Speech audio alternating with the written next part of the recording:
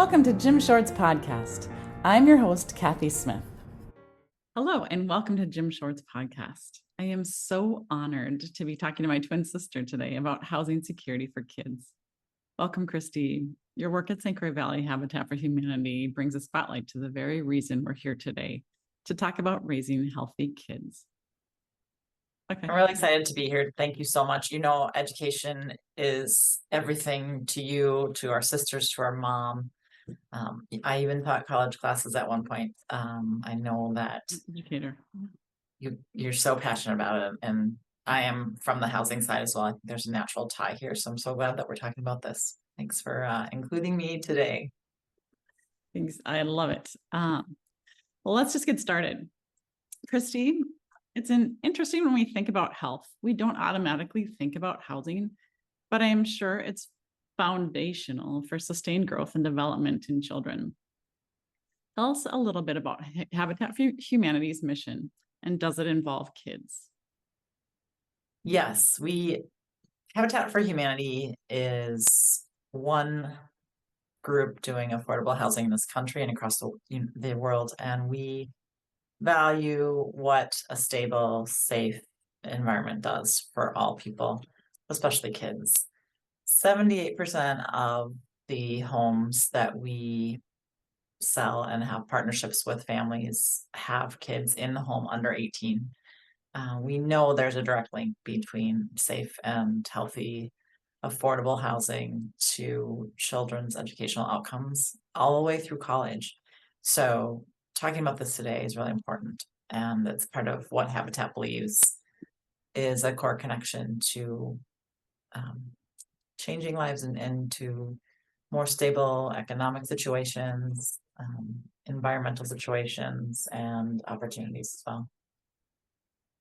So when you're looking at the homes that you build, what percentage of those homes do you think are going to families with children? And is that a priority for the family selection process? That's a good question. You know, like I said, we probably 3/4 of the homes that we partner with have families in the home. Doesn't mean that we don't sell homes and partner with folks individually as well. So some are seniors looking for a better opportunity for retiring. Some are single people or people without kids, and that works too. So it really depends on the need of the family that applies to the program. We base our applications on income. They need to make a certain percentage of the income in our communities. So here in our 2 counties that we serve, that area median income is pretty high because we're part of a metropolitan real estate market. And therefore, we work with between a 40 to 80% of the area median income as a qualification. And then, like everybody, we believe that you should not pay more than 30% of your income on homes, so that you can afford everything else: education, transportation, the basics of good healthcare, but also that you can live in an economically diverse neighborhood. That we also see that connection to better educational outcomes when folks are living next to neighbors, and we can learn from each other, and kids have access to better performing schools as well when they're in more of a mixed and diverse neighborhood. Love that. So from some housing data in 2021, it says that 33% of families with children had a housing cost burden, meaning they paid more than half of their income on housing. You mentioned that for Habitat for Humanity, you're trying to make it so people can afford those other things. So that same year, 6% of homes with children had physically inadequate housing.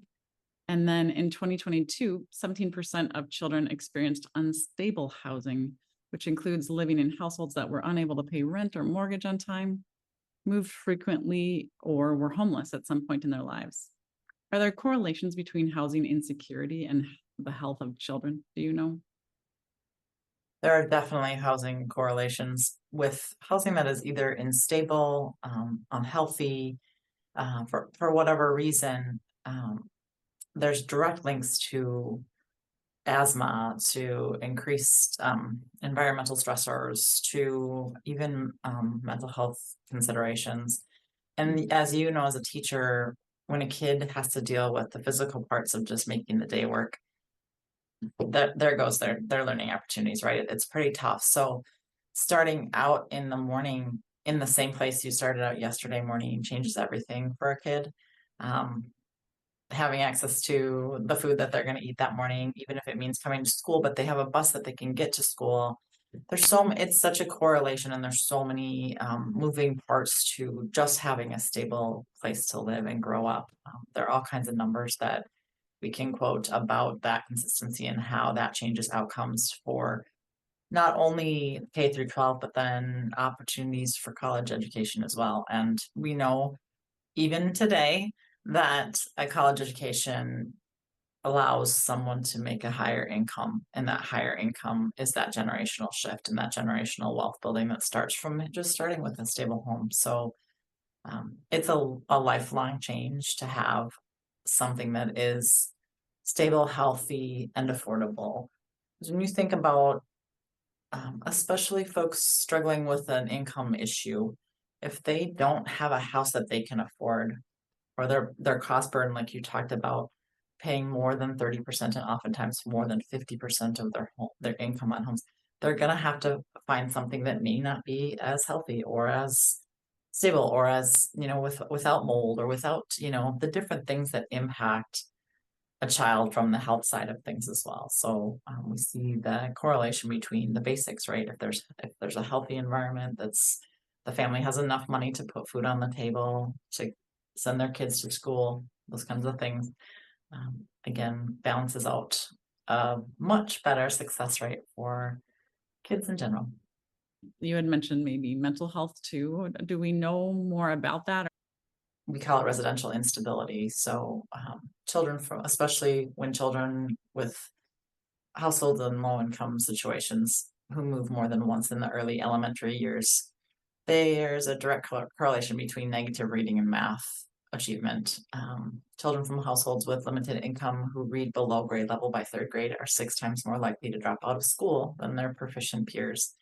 And for every time there's a residential move, a student in a low income household, between kindergarten and second grade, there was a drop in test scores compared with residentially stable students from families with low income. So even the low income piece can be pulled out of that when you look at how often is a student moving Mhm. from home to home.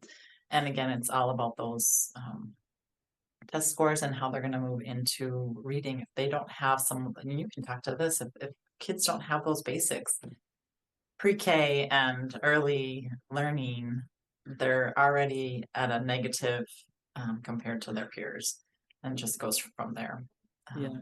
And we know that kids third grade, if they're not at reading, they're going to struggle for the rest of their academic careers because they're having to play catch up.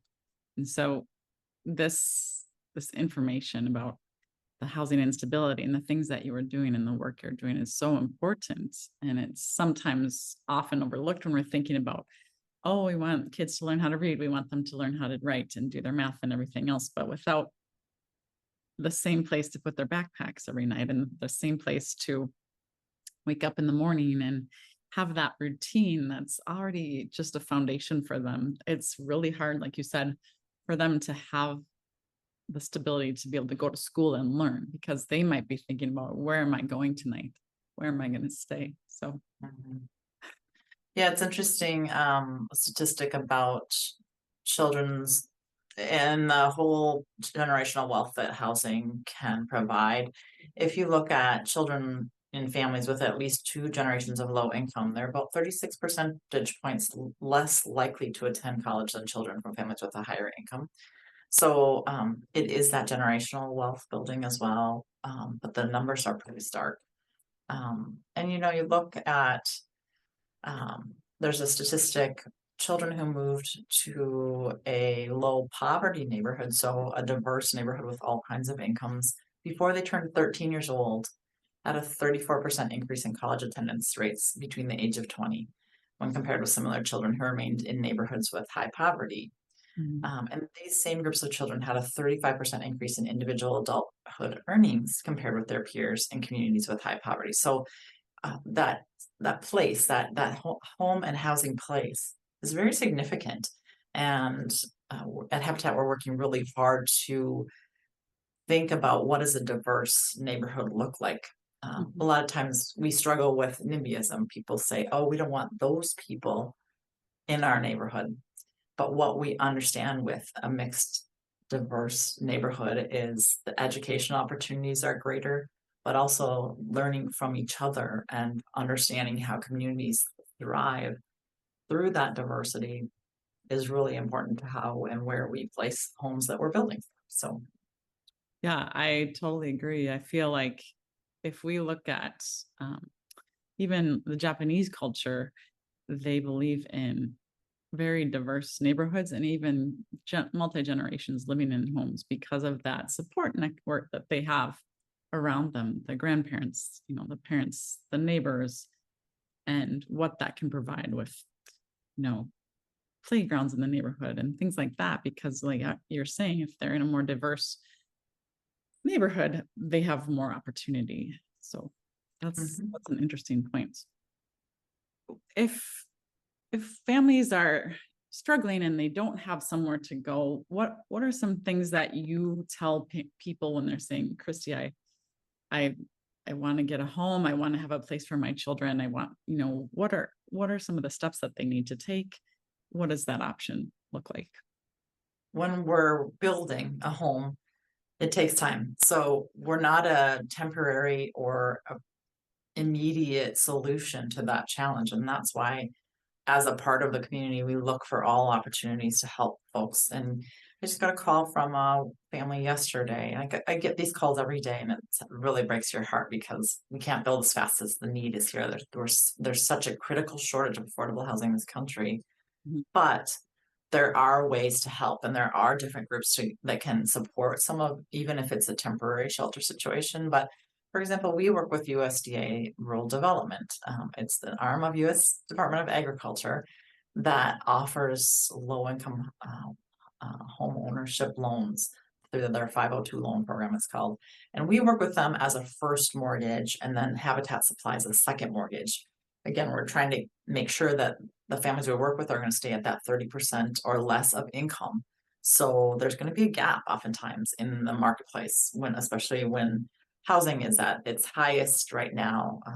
Everything from materials to labor to land are so inaccessible and so unaffordable for many. So we look at how do we look long term at a community and what their needs are, but also if there's opportunities that we can't provide because we're limited in how much land we may have or how much funding we have at this moment. We work with USDA on that first mortgage. Everybody can actually work. USDA is open to everybody based on your income. So if it's not something that Habitat can do, we would try to find other solutions or help partner with other groups who might be able to take that burden at the same time. We just had that happen yesterday with a family, and her income is actually greater than our income Threshold. allowances are, Mhm. but it's a great example of even at 100% of of your income, it's still the burden of all the things impacting all this, especially post-pandemic, that everyone's feeling the pinch. So we weren't able to help her, but we were able to connect her with some other opportunities in the neighborhood. She said, I said, what's your biggest concern? And she said, I want my child to stay in the school district she's been going to. She's in band, she's in activities, she knows the teachers, she's got a social peer network. These things that maybe we take for granted, but for you, from an education perspective, those are key to success for that child. And so, we do have to think about everybody, not just who we serve 40 to 80% of the area meeting, but who's being missed, where's that missing middle even, and then even those who are closer to the 100% of area median income. It's really tough out there for housing, and her situation was um, an unsafe and unhealthy home that they're currently living in, and that we know a lot about those unhealthy things too, as far as if a home has asthma or it has, there's lead in the paint or some of the things that make a home unhealthy also impact educational outcomes because if a kid has to stay home because they have asthma, that's a day they lose from school. So that healthy piece is also very correlated to how we see housing stability and connections to education as well. So important. So much that I think sometimes we even take for granted. We don't even think about, but so necessary. You see a lot of tiny homes and these homes that are, oh, you can buy a home for $20,000 as 2 bedrooms, what have you. What are your thoughts of that coming from what you do with housing stability? What are your thoughts? I would be interested to see what you think. Yeah, I mean, we need housing for everyone. People need permanence, they need residence that they will be able to grow into, establish routines. It's also really important for our mental health that we have a safe place to sleep at night. We don't do tiny homes where we are, but every habitat is trying to lift the whole issue of the affordable housing and inventory. That's a huge issue for everybody around this country. And so some groups are looking at small tiny home villages. Habitat's not the only one doing this work. There's agro villages where folks are bringing in more of a mobile home type of situation, but they're permanently structured. And within a 5-acre lot, there's 15 homes. One corner has bees, one corner has gardens, one corner has, so that they're really also looking at the agricultural impact of their housing and how that can benefit them as well. There's all kinds of different ideas out there. We are doing some work with modular housing. Modular housing is not what people think of as a mobile home because it's actually just a home that's built like you would on site, but it's built in a factory and then shipped down the highway into pieces and then seams together once it gets to the site. The thing that's really exciting about that is it reduces the cost of a home by up to 30%. And the delivery time and from start to finish time is also reduced at least half. And so we're able to do more at a more affordable level when we look at other kinds of things like tiny homes like you're talking about or modular homes, for example, or even some new technologies, which I'm a huge proponent of, 3D printing homes.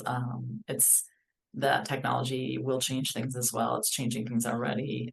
So I think we have to look bigger and broader to what does a permanent house look like and how much space do we need to do that. And I'm going to get on a soapbox here, but I'm also say important that communities are looking at zoning restrictions and various building laws and permitting restrictions and how they can shift some of that as well at the municipal level to allow for more affordable housing opportunities into neighborhoods that maybe hadn't thought about it before. So Interesting. Yeah, I think the modular and the 3D printing just look like great opportunities, especially 3D printing going forward because of those other parts, like our climates that are changing. And, with 3D building, it sounds like it's something that's more sustainable as our climate changes as well. definitely with wind resilience, and we have to think about that as well. The environmental impact of building can be tough. Cement is not good for the environment per se. So 3D printing, for example, is a cement-based product, but it looks at how can we incorporate hemp, for example, or recycled plastics or different things to mix into that concrete base that are impacted and also affected by the places that we're building. So with the goal of resisting hurricanes or tornadoes or hail and damage, and building sustainability into our roofing and even into the cisterns underneath. And how can we turn rainwater into, using usable water? So there's all kinds of conversations on that environmental piece that are also important, but also help people with affordable housing as well. Yeah. Another thing that I would say too is you think about some of the basics. I'm going to go back to this education um, part that I know is near and dear to you as well, but something simple as living in a crowded home can lead to lack of privacy, loud study environments, sleep disturbances, behavior problems, and all those things impact a child's educational achievement and attainment. Um, Adolescents living in overcrowded housings are less likely to graduate from high school by the age of 19, are more likely to have fewer years of educational attainment by 25. Um, Children that are struggling with some of those basic issues then can also start to struggle emotionally and mentally, and that impacts their school attendance as well. I just think that it's really important for us to think a little bit more globally about behavioral, cognitive, and physical development and how that really contributes to the increased school absences and academic performance.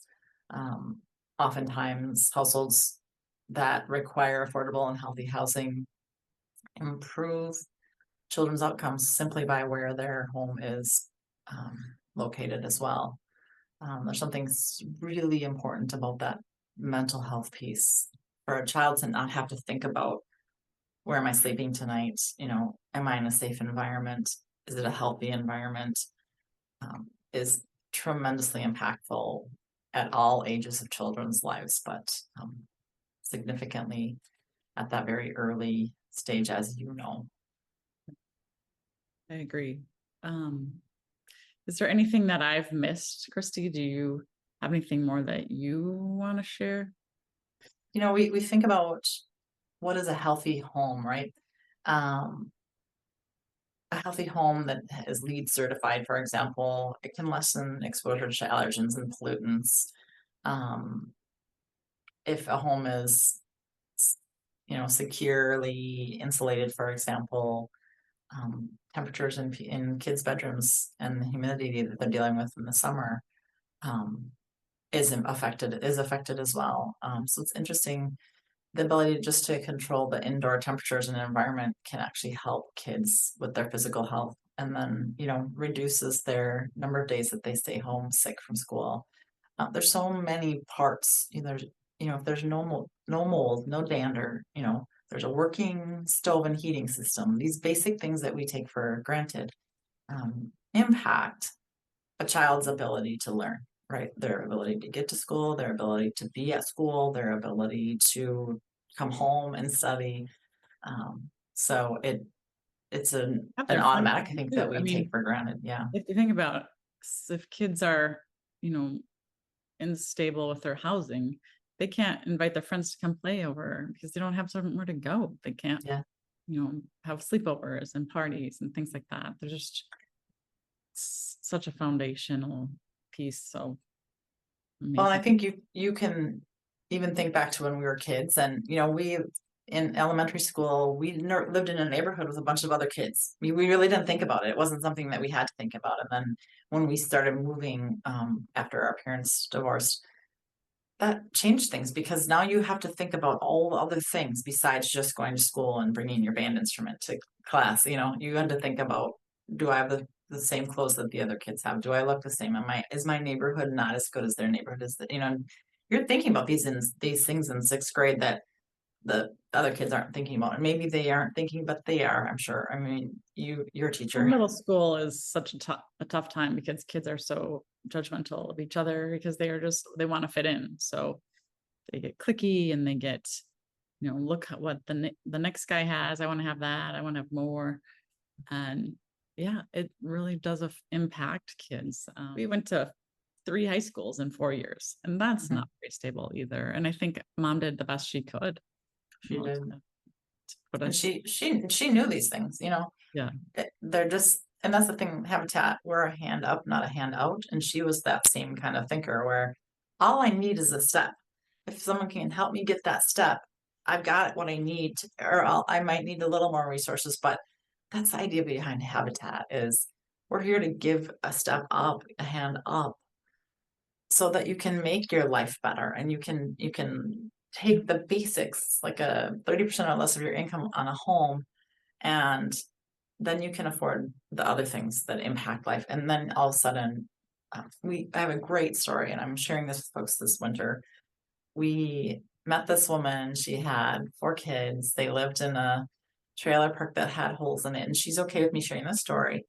Um, she qualified for our program. We went through the process. It's a lengthy process because it put a hole in the ground. We start the build. We rely on volunteer labor as well as in-kind donations to help us keep those costs down. So it's a slower process than you might see, but everything's permitted, and obviously we don't do our own HVAC or plumbing or electric or any of that. But so she walked along with us throughout this process, dedicating hours of her own time too, because that's a requirement of the program. And then she was so proud that for the first time, her kids, she had a 2-bedroom mobile home that had holes in it and animals on the roof. First time she was able to talk with them about having their own bedrooms. And I always get emotional, but the kids came to the closing and they're like, we know what we're going to do, how we're decorating our bedrooms. And they've been planning this whole time what they're going to color, they're going to paint their walls and what they're going to hang on the walls. And so exciting for them. And so they moved into their home and they were able to start at their school. And meantime, while the homeowner was working on the labor, that she was helping with the build of her home, she met some of our volunteers, and the volunteers worked for a bank, and they started to get to know her.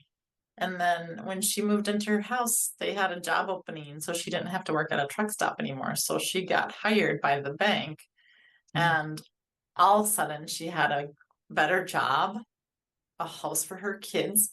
And this year she got promoted at that same job, and they love her. I run into them in the community and they just love her. She's so positive and hardworking, and that's the beauty of this story, right? That is what you change lives through, just that basic of having a house. And so I get emotional, yeah, but it's a great story, and it's fun to see her succeeding. And that's the idea of a hand up, right? Just give someone a place to start and see what they do. Yeah, thank you, Kristie. Give some kids a lot of hope for their future. Yeah, they're so excited. They're so proud. They have their own bedrooms. That's so special. Well, on that note, sorry, I get emotional. I'm sorry. It's okay. No, I do too. But this needs to be more made aware of to people that don't think about that, and they don't have to think about that. Yeah. They have the luxury of every child having their own bedroom. There are kids that don't have a place to sleep at night, and so yeah. And it's not all about having your own bedroom for our program. We really look at the sex of the kids and the age differences and what works for that family. Some kids, two kids in a bedroom, just fine with us too. It really just depends on the family situation. So, but having a place that is theirs that they go to every morning, they get up in the morning, have breakfast at their little breakfast counter, and off they go to school, and catch the bus, and they do their things. So everyone deserves that. Yeah, we do. We all do. Well, thank you. On a happier note, we always like that's a happy story. I just have tears. That's all. It's a happy story. I know. I've got tears too, and so I'm right there with you. But it is a happy story. It's what you guys do can't be measured. It's amazing. So thank you so much for that work. Yes.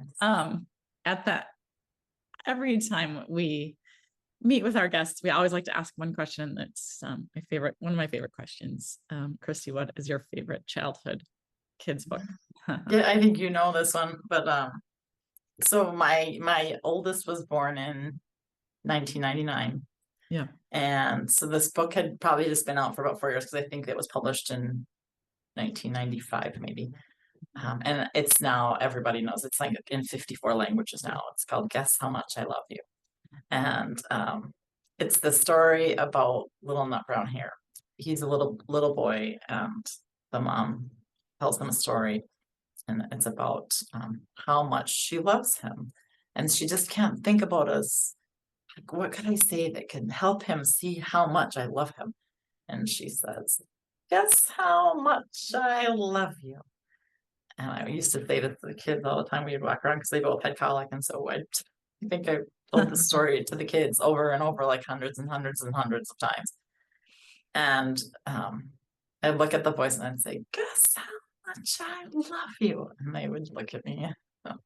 And the book says, all the way to the moon and back. And then we'd start the story all over again. But my favorite book, because it's just joyful about this mom who wants her baby to understand how much she loves him, and she can't think of a better way than to tell him all the way to the moon and back. So Yes, it's a wonderful book. All right. Well, Kristie, thank you so much for all the hard work you do. yes. Thank you for what you're doing too. I love education. You know that I'm so proud of you and all the teachers out there. So, and all the supporters of teachers out there too. So thanks for having me. All right. Have a good day, Kristie. Yeah, you too. Thanks. Bye.